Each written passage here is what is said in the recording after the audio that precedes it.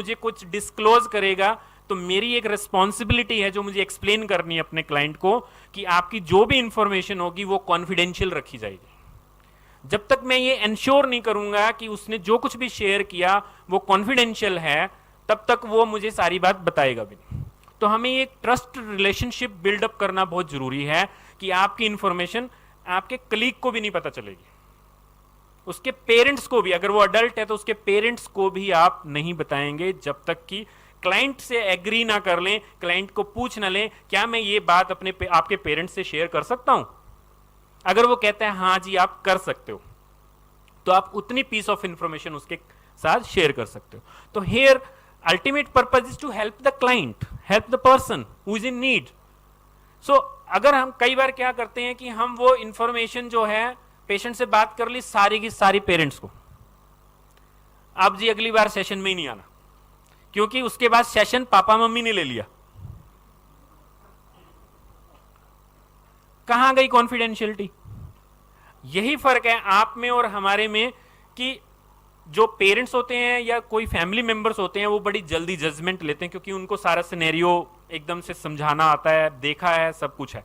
Therapist के पास में उतना है नहीं अंडरस्टैंडिंग उसके बारे में, इसलिए तो वो बताने आया था कि वो लोग तो जज करेंगे मुझे, आप मुझे अनबायस्ड तरीके से अंडरस्टैंड करोगे तभी वो शेयर कर रहा है। तो कॉन्फिडेंशियलिटी का जो क्लॉज होता है वो हमें बहुत मेंटेन करने की जरूरत होती है, इसके बिना काम नहीं चलेगा। अगर आपको कोर्ट ऑफ लॉ में भी अगर आपको बुला के पूछा जाए ना, फॉर एग्जाम्पल एक क्लाइंट ने मर्डर कर दिया और वो डिप्रेशन में है, उसको बड़ी गिल्ट फीलिंग है, वो आपके पास मेंटल हेल्थ सर्विसेज के लिए आया है कि मेरा डिप्रेशन ठीक करो डॉक्टर साहब, आपने सेशन लिए, उसने रिवील किया कि मैंने किसी का मर्डर कर दिया, मुझको बड़ा पछतावा है,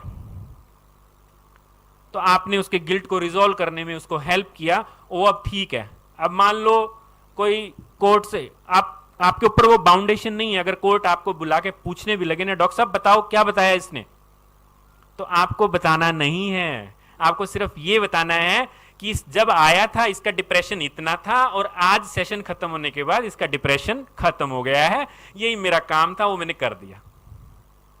इसके अलावा मैं और कोई इंफॉर्मेशन आपको शेयर नहीं कर सकता, ये मेरा कॉन्फिडेंशियलिटी का राइट है। तो आपको अपनी बाउंड्रीज और अपनी आपकी स्किल्स के बारे में या आपकी नॉलेज के बारे में, आपके एथिक्स के बारे में बड़ा क्लियर पता होना चाहिए, क्योंकि आप कहीं पे भी फिर वो लाग लपेटे में आ जाओगे तो आप अनबायस ना रहकर आप बायस हो जाओगे, तो एक नॉर्मल इंसान में और आप में कोई फर्क। Until unless the court asks you that you are appointed for inquiring of this particular phenomena, until unless you are appointed to inquire for this phenomena, that whether he has murdered or not, there is any tendency that he can commit or he can do some kind of this kind of criminal act or not, that you just give a assessment report that there is a likelihood, there is a possibility the person can do it or cannot do it. Don't say straight he is a murderer. See, so we need to understand our limitations. As a mental health professional, we have to maintain that boundary and confidentiality. We have to follow the ethical standards which has been, and that comes from by doing, and that comes from under supervision, because you are tends to make errors and mistakes, and you cannot be held responsible until you are your supervisor is responsible for any kind of negligence. You are not if you are under supervision.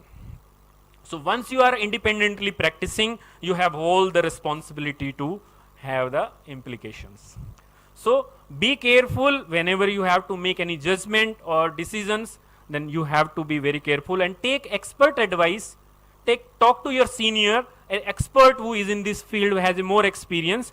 Take help of them and then decide what to do. Don't hurry. Don't give a impression initially. So these are some of the qualities you should be holding when you are dealing with your clients. I think most of the things have been already covered by the madam, and just giving my personal experiences what our student used to commit and what we are trying to help them in solving all their issues. Definitely I hope this is going to be a helpful information to all of you. Thank you so much.